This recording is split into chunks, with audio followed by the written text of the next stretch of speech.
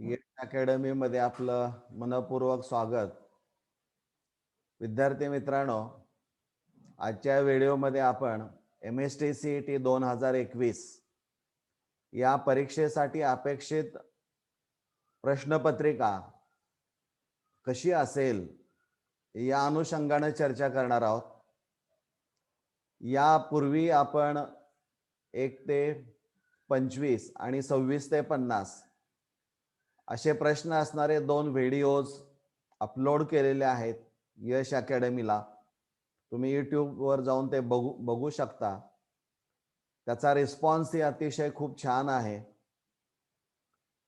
आज आपण set second आपण म्हणूया, त्यातला पार्ट 1 एकूण 25 प्रश्न यामध्ये असणारे आहेत. या 25 प्रश्नांची डिफिकल्टी लेवल जर विचारात घेतली तर ती इक्विव्हॅलंट टू आपण म्हणूया समतुल्य, मग नीट असेल किंवा जेई असेल या परीक्षांसारखी असणारी आहे. कारण बहुतेक प्रश्न हे ऍप्लिकेशन बेस्ड असणारे आहेत. मला वाटतंय 20 जुलै 2021 ची प्रश्नपत्रिका JEE आपण निश्चित पाहिली असेल किंवा त्याचं ॲनालिसिस पण आपण केला असेल. यावर एक स्वतंत्र व्हिडिओ की नेमकं त्या परीक्षेला जाताना किंवा कोणत्याही परीक्षेला प्रवेश परीक्षेला जाताना काय तयारी केली पाहिजे याचा एक छोटासा व्हिडिओ तुम्हाला 1-2 दिवसामध्ये पाहायला मिळेल यश अकॅडमीच्या यूट्यूब चॅनलवर. तर आपण फारसा वेळ न घेता आपण सुरू करूया. chemical kinetics. This question is based on chemical kinetics. The addition of a catalyst during a chemical reaction alters which of the following quantities? म्हणजे कॅटॅलिस्ट ऍड केल्यानंतर रासायनिक अभिक्रियेमध्ये खालीलपैकी कोणत्या क्वांटिटीमध्ये बदल झालेला आपल्याला पाहायला मिळतो? A entropy, B internal energy, C activation energy and D enthalpy.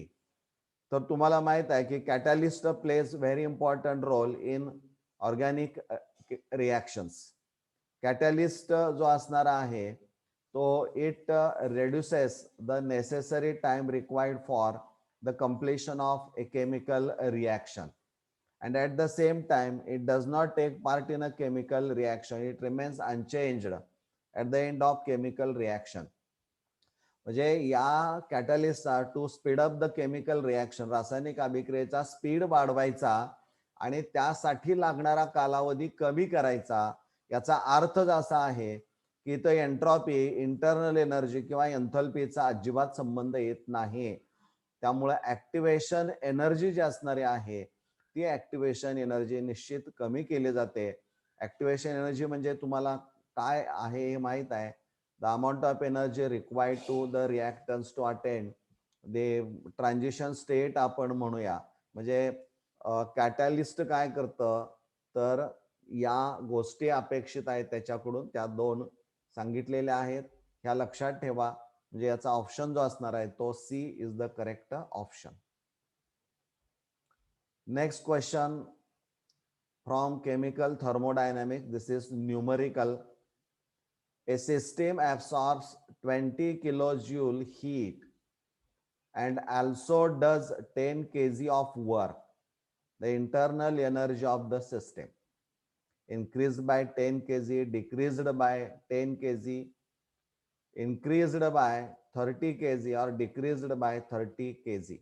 आता यामध्ये तुमच्या लक्षामध्ये येईल पहा, खूप छान प्रश्न आहे आणि गोंधळामध्ये टाकणारा पण आहे. A system absorbs 20 kg heat and also does 10 kg of work. हे वाक्यच खूप गोंधळामध्ये टाकणारा आहे.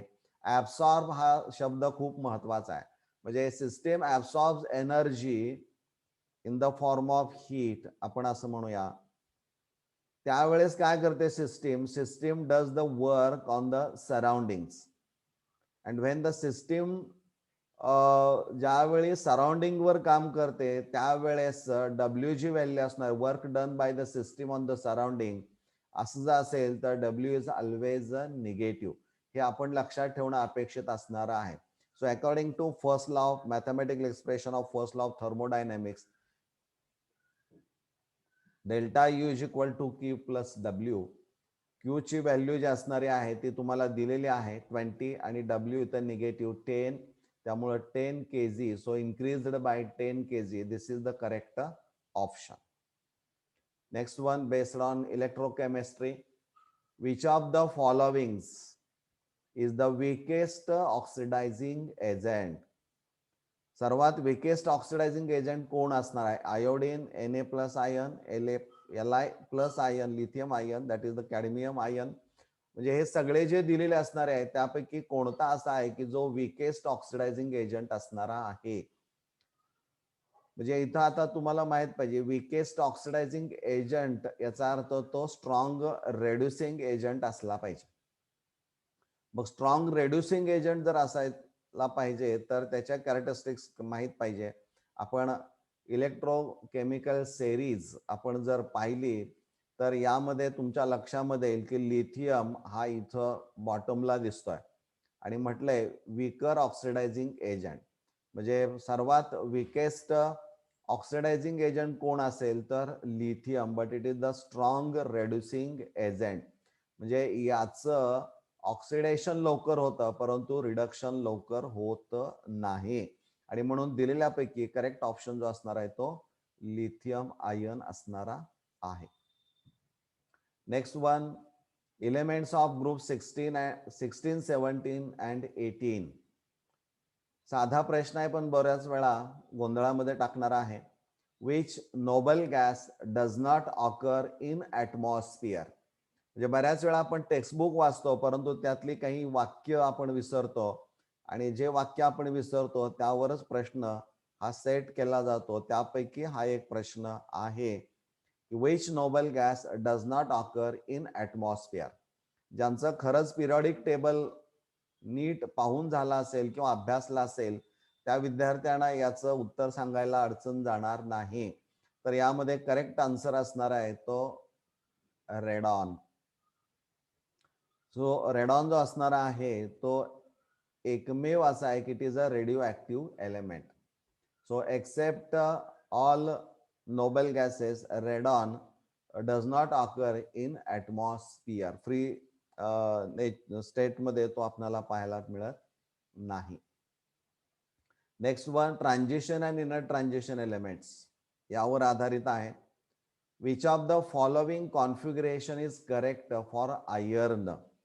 बऱ्याच वेळा विद्यार्थ्यांना इलेक्ट्रॉनिक कॉन्फिगरेशन 11वीला सराव झाला, 12वीला सराव झालेला असतो, परंतु एखादं स्पेसिफिक असं काही विचारलं आणि त्याच्यामध्ये जर असे ऑप्शन दिले तर मग मात्र ते गोंधळामध्ये टाकतात.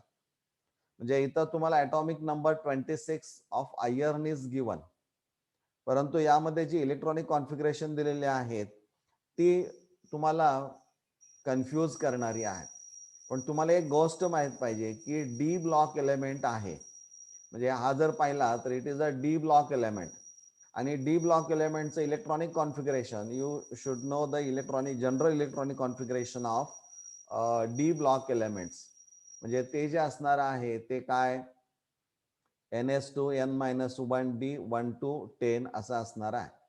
म्हणजे इथं 3D series starts from scandium and it ends with zinc अशा पद्धतीच्या.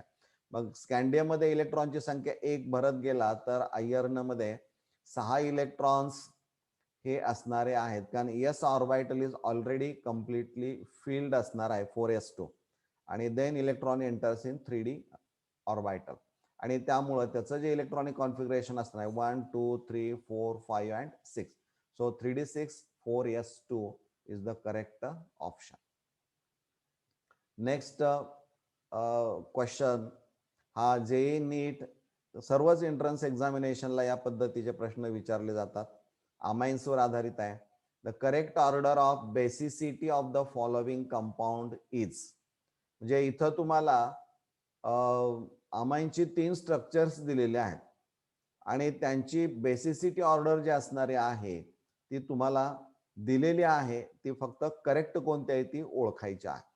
आता यामध्ये तुमच्या लक्षामध्ये येईल की पहिलं जे स्ट्रक्चर असणार आहे ते ॲनिलीन आहे. नायट्रोजन ॲज अ 2 लोन पेअर्स. प्रत्येक नायट्रोजन कडे 2 लोन पेअर्स असणारे आहेतच.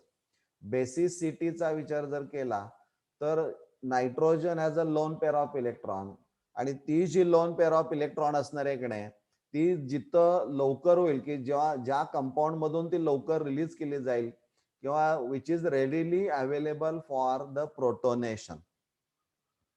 आणि मग तो शोधायचा असेल तर तुम्हाला विचारात घ्यावे लागतील त्या बेन्झीन रिंगला जोडलेले इलेक्ट्रॉन विड्रॉइंग ग्रुप आहेत का, इलेक्ट्रॉन डोनेटिंग ग्रुप आहेत का, किंवा अन्य बाबींचा विचार करावा लागेल. इथं ॲनिलीनचं स्ट्रक्चर जर आपण पाहिलं तर इथं nitrogen as a lone pair of electron, this lone pair of electron can easily be donated to benzene ring, आणि त्यामुळे या दोघांच्या मध्ये डबल बॉन्ड हा तयार होऊ शकतो आणि इलेक्ट्रॉन पेअर इकडे शिफ्ट होऊ शकते.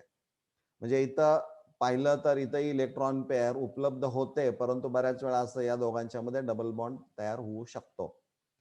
इथं आपण जर पाहिलं सेकंड स्ट्रक्चर मध्ये तर NO2 group is attached at para position, and you know that NO2 is electron withdrawing group. So it withdraws electron from benzene ring simultaneously. The lone pair of electron present on nitrogen is also attracted by electron withdrawing group. So this electron pair, a lone pair of electron, is not easily available for the protonation. And in structure third, there is no electron withdrawing group, so lone pair of electron present on nitrogen is easily available. म्हणजे out of these 3 structures, the lone pair of electron is easily available in structure third. So priority goes to third, basicityचा विचार केला. Then structure second, then structure 1 and then structure second. म्हणजे this is the correct order. Third is more basic than one which is more basic than second. So C is the correct option of this multiple choice question. Next 11th standards आहे basic principles of organic chemistry. Which one of the following carbocation is the most stable? म्हणजे कार्बोकटायनची stability इथं विचारलेली आहे. Carbocation, a positively charge carbon किंवा a triply bonded carbon, and there are 6 electrons in its shell आपण म्हणूया. 6 electrons याच्या भोवती तुम्हाला पाहायला मिळतील. It is electron deficient. 3 bonds तुम्हाला पाहायला मिळतील. परंतु स्टॅबिलिटीचा विचार जर केला तर stability of carbocation mainly depends on the adjacent carbon atoms आपण म्हणूया. किंवा जर एखादं दिलेलं स्ट्रक्चर असेल की तिथं डबल बॉन्ड, मल्टिपल बॉन्ड दिसतात, म्हणजे पॉझिटिव्ह कार्बन आहे आणि तिथं डबल बॉन्ड येत असेल तर स्टॅबिलिटी जास्त, किंवा कारण तिथं पाय इलेक्ट्रॉनचं शिफ्टिंग पाहायला मिळतं, किंवा काही वेळेस असंही असणार आहे की कार्बन पॉझिटिव्हली चार्ज जो असणार आहे तो जर ऑक्सिजन सारख्या किंवा नायट्रोजन सारख्या ॲटमला जोडला असेल की ज्यांच्याकडे लोन पेअर्स आहेत, त्या पण इलेक्ट्रॉन देणाऱ्या असू शकतात. त्यामुळं तिथंही स्टॅबिलिटी, अशा स्ट्रक्चरच्या बाबतीमध्ये स्टॅबिलिटी ही जास्त पाहायला मिळते. म्हणजे ऍक्च्युली स्टॅबिलिटीचे फॅक्टर्स आहेत, त्यापैकी एक फॅक्टर इथं आपल्याला महत्वाचा आहे, तो म्हणजे ऍडजसेंट कार्बन ॲटम. म्हणजे ज्याच्यामध्ये ऍडजसेंट कार्बन ॲटम म्हणजे जो पॉझिटिव्हली चार्ज कार्बन असणार आहे त्याला ऍडजसेंट कार्बन ॲटमची संख्या ज्यामध्ये जास्त असेल त्याची स्टॅबिलिटी सर्वात जास्त, हे आपण लक्षात ठेवायचं. म्हणजे इलेक्ट्रॉन रिलीजिंग और electron donating group increases the stability of positively charge carbon, that is the carbocation. मग ते जर आपण पाहिलं तर इथं स्टॅबिलिटी या टर्शरी ब्युटाइल कार्बोकटायनची सर्वात जास्त असणारी आहे, आणि त्यामुळं करेक्ट स्ट्रक्चर हे बी असणार आहे आणि आन्सर सुद्धा बी असणार आहे. Now this is the numerical from solid state. Packing fraction of the element that crystallizes in simple cubic arrangement is, म्हणजे सिंपल क्युबिक अरेंजमेंट दिलेली आहे, त्यामधले पॅकिंग इफिशियन्सी किंवा पॅकिंग फ्रॅक्शन विचारलेलं आहे. आता सिंपल क्युबिक स्ट्रक्चर जर आपण पाहिलं तर एज लेंथ जे असणार आहे ए इज इक्वल टू 2r आपण म्हणूया. म्हणजे व्हॉल्यूम जर काढायचा असेल तर ए क्यूब इज इक्वल टू काय येणार, तर 2r क्यूब येईल, बरोबर आहे. तर इथं जो पॅकिंग फ्रॅक्शन जर कॅल्क्युलेट करायचं असेल तर इज इक्वल टू झेड आपण म्हणूया number of particles into volume of spare divided by total volume. आपण जर विचारात घेतला तर इथं तुमच्या लक्षामध्ये येईल की झेडची संख्या फक्त एकच असणारी आहे आणि इथं व्हॉल्यूम ऑफ स्पेअर कॅल्क्युलेट करायचं असेल तर 4/3 पाय आर क्यूब असेल डिवायडेड बाय 2r क्यूब, बरोबर आहे. म्हणजे हे जर सिम्प्लिफाय आपण केलं तर तुमच्या लक्षामध्ये येईल की 4/3 pi R cube divided by 6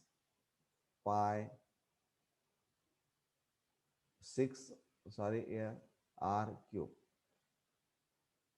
म्हणजे इथं तुमच्या लक्षात येईल की π/6 तुम्हाला इथं दिसत आहे. सो करेक्ट ऑप्शन जो असणार आहे तो बी इथं असणारा आहे.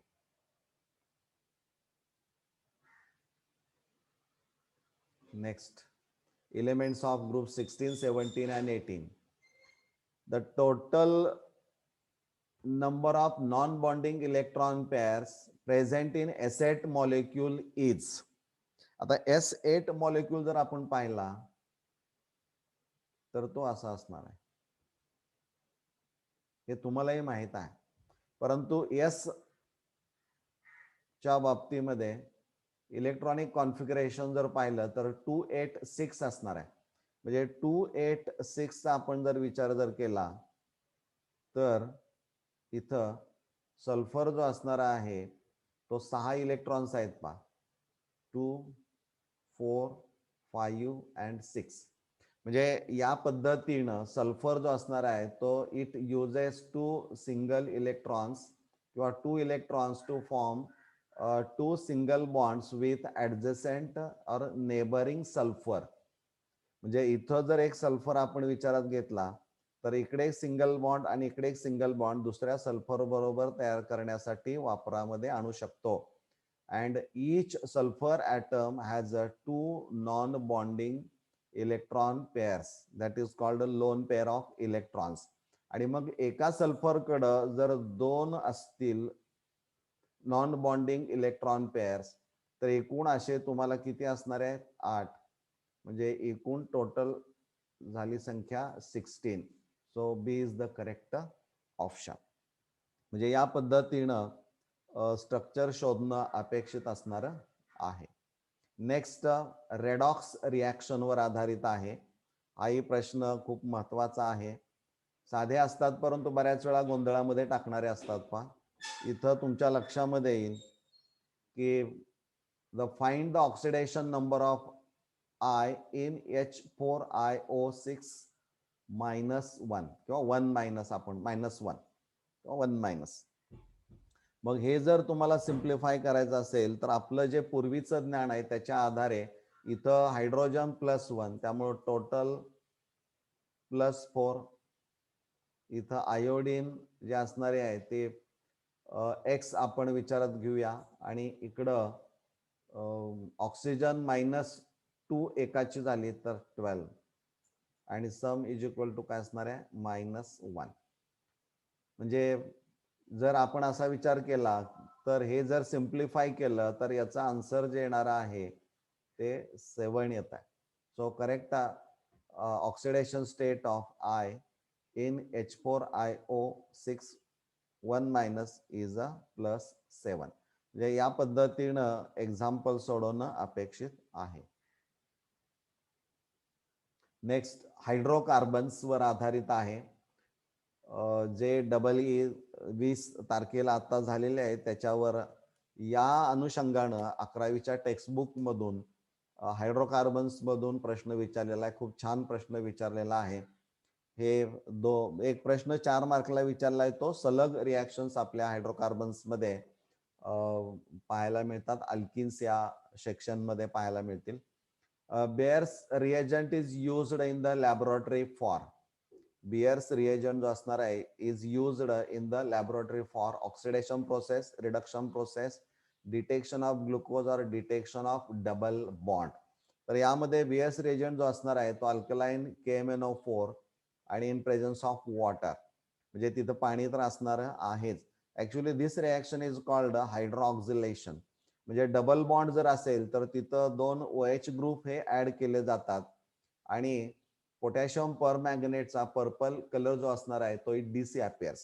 So this reaction is used to detect the presence of multiple bonds in a given organic compound. म्हणजे जर KMnO4 वापरला आणि जर कलर त्याचा नाहीसा झाला पर्पल कलर, तर याचा अर्थ given organic compound contains multiple bond. आणि त्या पद्धतीनं ती रिॲक्शन ओळखता येते. त्यामुळे correct option D, that is the detection of double bond. Next, alcohols, phenols and ethers वर आधारित आहे. Phenol reacts with bromine in water. म्हणजे इथं ब्रोमिन इन वॉटर दिलं, ब्रोमिन इन वॉटर म्हणजे that is the bromine water. म्हणजे phenol जो असणार आहे, दिस इज फिनॉल. तुम्हाला माहित आहे की it is electron donating group, so it increases the electron density on ortho and para position. So it is ortho para directing group असं म्हटलं जातं. And the reaction is carried out in the presence of highly polar solvent.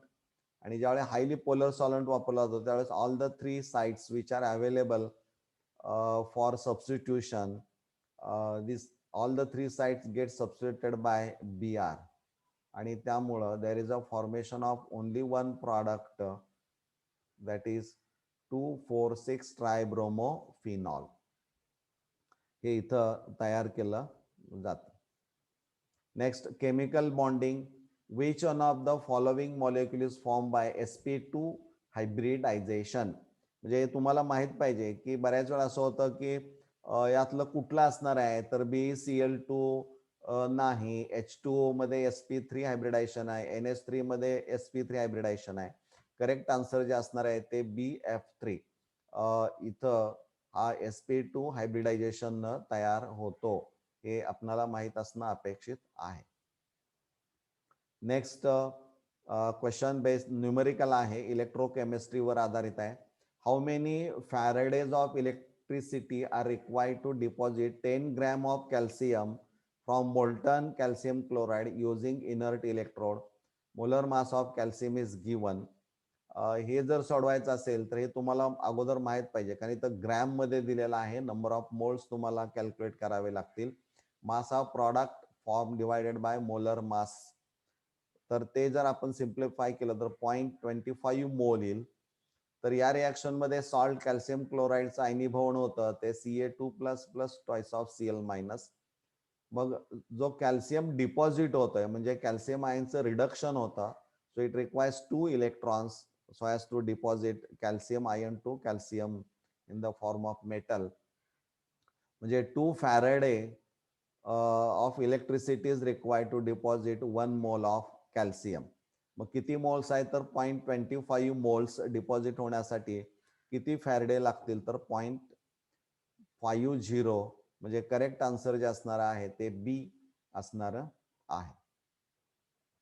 Next, from solution again numerical आहे. The freezing point of a 0.05 molar solution of non-electrolyte in water is. इथं KF value दिलेली नाही, काही वेळेस दिली जात नाही, ती तुम्हाला माहित असणं अपेक्षित असणार आहे. हा फॉर्म्युला वापरला जाईल, delta TF is equal to KF into M. Values दिलेल्या आहेत, डायरेक्ट आहे, पण त्यामध्ये सगळ्यात महत्वाचं काय असेल तर freezing point of solution will be negative, that is -0.093. So correct option is a C. Next, biomolecules. Which of the following compounds can form Zwitter ion?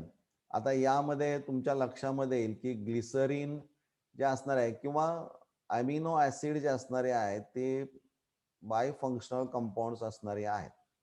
म्हणजे इथं आपण जनरल फॉर्म काढूया, इथं H असेल आणि इथं R. म्हणजे इथं COH आहे आणि इथं NH2 आहे, बाय फंक्शनल कंपाऊंड आहे. ऍसिड डोनेट्स प्रोटॉन, त्यावेळेस इथं कार्बोक्सिलेट आयन तयार होईल. Nitrogen as a lone pair of electron, so it accept a proton to form NH3+. म्हणजे एकाच कंपाऊंड मध्ये इथं तुम्हाला दोन पॉझिटिव्ह आणि निगेटिव्ह चार्जेस पाहायला मिळतात, परंतु यांची संख्या मात्र इक्वल असली पाहिजे. दिस इज डायपोलर आयन आपण म्हणूया, किंवा इनर सॉल्ट असं म्हटलं जातं. या जेवढे पॉझिटिव्ह चार्जेस आहेत ना, तेवढेच निगेटिव्ह चार्जेस असले पाहिजेत, किंवा जेवढे फंक्शनल ग्रुप बेसिक असतील तेवढेच ऍसिडिक असायला पाहिजे. त्यापेक्षा कमी जास्त असेल तर त्याचं नेचर हे बदललं जातं. बेन्झॉइक ऍसिड पाहिलं तर बेन्झिनला एकच COH ग्रुप आहे, त्यामुळे नो फॉर्मेशन ऑफ झ्युटर आहे. बेन्झिनला इथं NHCOCH3 जोडला जातो बेन्झिन रिंगला, आणि त्यामुळं इथंही तसं आपल्याला कोणतंही दोन फंक्शनल ग्रुप वेगळी ऍसिडिक आणि बेसिक दिसत नाहीत. ॲनिलिनचं स्ट्रक्चरही माहित आहे, NH2 group is attach to benzene ring. So glycine is the correct option of this question. Next, carboxylic acids. The number of sigma and pi bonds in 2-formyl benzoic acid respectively are. हे options आहेत, पण विद्यार्थी मित्रांनो असा प्रश्न विचारला तो त्यावेळी गोंधळाची अवस्था होते की 2-formyl benzoic acid स्ट्रक्चरच काढता येत नाही. हे स्ट्रक्चर इथं अशा पद्धतीचा बेन्झिन रिंग आहे, अल्डिहाइड ग्रुप आहे, आणि त्यालाच ऍडजस्टंट हा COH ग्रुप आहे. म्हणजे इथं 2-formyl benzoic acid. आणि मग तुम्ही सिंगल बॉन्ड आणि डबल बॉन्ड जर या पद्धतीनं काउंट करत गेला तर तुम्हाला 1 2 3 4 5 हे पाय बॉन्ड्स तुम्हाला पाहायला मिळतील. त्यामुळे 17 इज द करेक्ट, 17 अँड 5 म्हणजे 17 सिग्मा बॉन्ड्स आणि 5 पाय बॉन्ड्स याच्यामध्ये असणारे आहेत. तो A is the correct option. Next, which सोल्युशनवर आहे, which condition is not satisfied by an ideal solution. म्हणजे आयडियल सोल्युशन म्हणजे नेमकं काय असणार आहे हे जर तुम्हाला माहित असेल की which obeys Raoult's law, delta H delta mix H is equal to 0, delta mix V is equal to 0, but delta mix S is equal to 0, हे इथं बरोबर नाही आहे. म्हणजे this condition is not satisfied by an ideal solution. त्यामुळे C is the correct option. Next question is very tricky question. Which of the following compounds answers both iodoform and Fehling test? म्हणजे असं तुम्हाला compound दिलेल्यामधून शोधायचं आहे की जे आयडोफॉर्म taste पण दाखवतं आणि फेलिंग टेस्ट. फेलिंग टेस्ट दाखवायचं असेल तर विद्यार्थी मित्रांनो एक गोष्ट लक्षात ठेवायची आहे की अरोमॅटिक अल्डिहाइड्सला ती फेलिंग टेस्ट ऍप्लिकेबल नाही. म्हणजे बेन्झाल्डिहाइडचं उदाहरण घेतलं तर बेन्झाल्डिहाइड डज नॉट, किंवा त्याच्याबरोबर ती रिॲक्शन पॉझिटिव्ह आपल्याला दिसत नाही फेलिंग सोल्युशन बरोबर. त्यामुळे ॲलिफॅटिक अल्डिहाइड्स शोधावे लागतील. आणि iodoform is a characteristic reaction of methyl आपण कीटोन म्हणूया, CH3C डबल बॉन्ड O असं स्ट्रक्चर जर असेल तर ती सगळी आयडोफॉर्म रिॲक्शन मध्ये भाग घेतात. मग प्रत्येकाचं स्ट्रक्चर जर आपण काढलं, प्रोपॅनोन म्हणजे ऍसिटोन CH3C double bond O CH3, methanol alcohol आहे CH3 OH झाला, इथॅनॉल CH3CH2OH, आणि इथॅनल CH3C डबल बॉन्ड OH. म्हणजे this is aliphatic aldehyde and contains CH3C double bond O. So this structure ethanol answers both iodoform and Fehling test. So correct option is a D. Now based on coordination compounds, यामध्ये त्याने प्रश्न विचारलाय पहा, coordination number of nickel in this complex. तर यामध्ये coordination number म्हणजे लिगँडची किती संख्या आहे, किती अटॅचमेंट आहे, number of ligands attach to metal ion. तर यामध्ये जो लिगँड आहे तो C double bond O, C double bond O, इथं O. ऍक्च्युअली इथं डायकार्बॉक्सिलिक ऍसिड असेल, ऑक्झॅलिक ऍसिड, पण हे H जर आपण रिमूव्ह केले तर इथं निगेटिव्ह ऑक्सिजनवर चार्ज येतो so this is nothing but the bidentate ligand असं म्हटलं आता. म्हणजे 2 sides are available for the attachment to metal, central metal ion आपण म्हणूया. मग यांची संख्या आपण जर विचारात घेतली तर एकूण 3 आहे, परंतु पॉइंट ऑफ अटॅचमेंट किती आहेत? 2 आहेत. त्यामुळं टोटल पॉइंट ऑफ अटॅचमेंट किती येणार आहे? 6. So 6 is the correct option. म्हणजे या पद्धतीनं ते शोधत जायचं. Next, elements of group 16, 17 and 18. हा एक खूप छान प्रश्न आहे, आपल्या टेक्स्टबुक मधूनच आहे. Wien SO2 gas is passed through an aqueous solution of iodine, it becomes colorless due to formation of nitric acid, formation of HI, bleaching action of SO2, combination of SO2 and I2. यापैकी एक कोणता असणार आहे? तर SO2 जो असणार आहे, पाणी H2O, टॉइस ऑफ H2O यापासून मिळेल H2SO4, H2SO4 plus twice of hydrogen. आणि हे आयोडीन मॉलिक्यूल जे असणारे आहेत combines with this nascent hydrogen two form toys of HI. म्हणजे ही जर नेट रिॲक्शन जर आपण काढली तर हे टॉइस ऑफ HI गेले. त्यामुळं SO2 आणि आयोडीन हे ज्यावेळी कंबाईन होतील त्याच वेळी प्रॉडक्ट साईड होणार आहे, लक्षात घ्या. आणि ज्यावेळी याचं रूपांतर सल्फ्युरिक ऍसिड मध्ये होईल आणि हायड्रोआयोडिक ऍसिड तयार होईल त्यावेळेस कलर हा नाहीसा झालेला असणार आहे आयोडीनचा. त्यामुळं करेक्ट आन्सर जे असणार आहे ते combination of SO2 and I2. This is the reason. Next, aldehydes, ketones, carboxylic acid in the Wolff Kishner reduction. हे तुम्हाला माहित पाहिजे पहा रिडक्शनचे type. Alkyl aryl ketones are reduce to alkyl benzenes, म्हणजे त्यांनी दिलंय. ड्युरिंग दिस चेंज, म्हणजे अल्किल अरिल कीटोनचं ज्यावेळी रिडक्शन अल्काइल बेन्झिन्स मध्ये होतं त्यावेळेस ketones are first converted into. म्हणजे इथं तुमच्या लक्षामध्ये आला पाहिजे की कीटोन्स म्हटलं की C double bond O carbonyl group आला आणि इकडं हे 2 R असणारे आहेत, बरोबर आहे. तरी वॉल्फ-किशनर रिडक्शन मध्ये हायड्रोझिन वापरला जातो, NH2NH2, बरोबर आहे. म्हणजे इथं पहिली जी स्टेप घडणारी आहे त्या पहिल्या स्टेप मध्ये there is a removal of water molecule, म्हणजे कंडेन्सेशन होईल. त्यामुळं हायड्राझोन्स तयार होतात, C डबल बॉन्ड NH2. त्यामुळं करेक्ट ऑप्शन जो असणार आहे तो C, हायड्राझोन्स हे करेक्ट ऑप्शन त्याचा असणार आहे. 23, inner transition elements. Which one of the following hydroxide is the strongest base असं म्हटलंय. आपण डायरेक्ट पिरियडिक टेबल काढूया. लॅन्थॅनम सेरीज आहे, सीरियम 2 इथं लुटेटियम पर्यंत असणार आहे. इथं आपण जर पाहिलं तर lanthanum to lutetium the ionic size decreases. मग आयोनिक साईज जर कमी होत असेल विद्यार्थी मित्रांनो, इथं आपण Ln घेतला आणि OH, तर हा बॉन्ड जिथं लवकर ब्रेक होईल तो स्ट्रॉंग बेस, आणि जिथं स्ट्रॉंग असणार आहे बॉन्ड तिथं तो लवकर ब्रेक होणार नाही. मग इथं तुम्हाला माहित आहे की इकडं बॉन्ड लेंथ कमी कमी कमी होत जाते आणि त्यामुळं bond between Ln and O become strong. म्हणजे it becomes very difficult to give OH minus ion.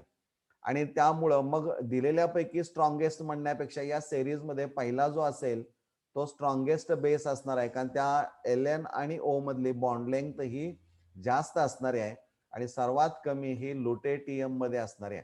आणि त्यामुळे दिलेल्या ऑप्शन मध्ये स्ट्रॉंगेस्ट बेस कोण असेल तर LaOH थ्राइस असणारा आहे. म्हणजे हे सिंपल जरी असलं तर याचं उत्तर देताना बऱ्याच वेळा अडचणी होतात.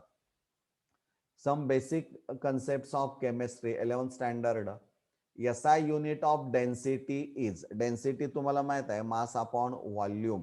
मास केजी आणि व्हॉल्यूम क्युबिक मीटर मध्ये असणार आहे आणि त्यामुळे करेक्ट ऑप्शन जे असणार आहे ते A. ए ऑप्शन हे करेक्ट असणार आहे. This is the last question of this video from carboxylic acids. Which reagent can convert acetic acid into ethanol? Acetic ऍसिडचं स्ट्रक्चर माहित आहे, CH3COH चं रूपांतर CH3CH2OH म्हणजे इथॅनॉल मध्ये केलं जातं. सो दिलेल्या ऑप्शन मधून कोणता असा रेड्युसिंग एजंट आहे की जो ऍसिटिक ऍसिडचं कन्व्हर्जन इथाइल अल्कोहोल मध्ये म्हणजे इथॅनॉल मध्ये करतो?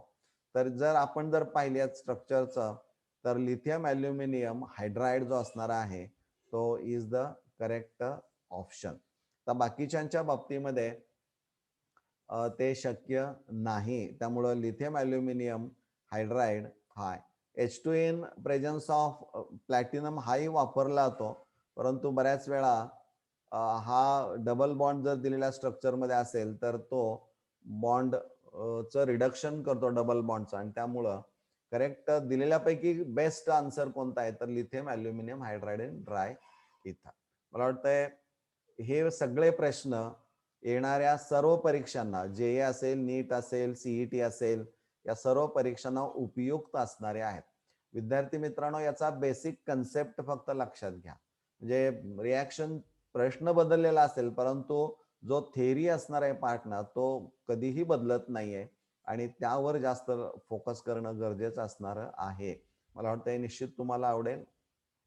हा व्हिडिओ लाईक करा, शेअर करा, चॅनल सबस्क्राईब करा. Thanks for watching this video.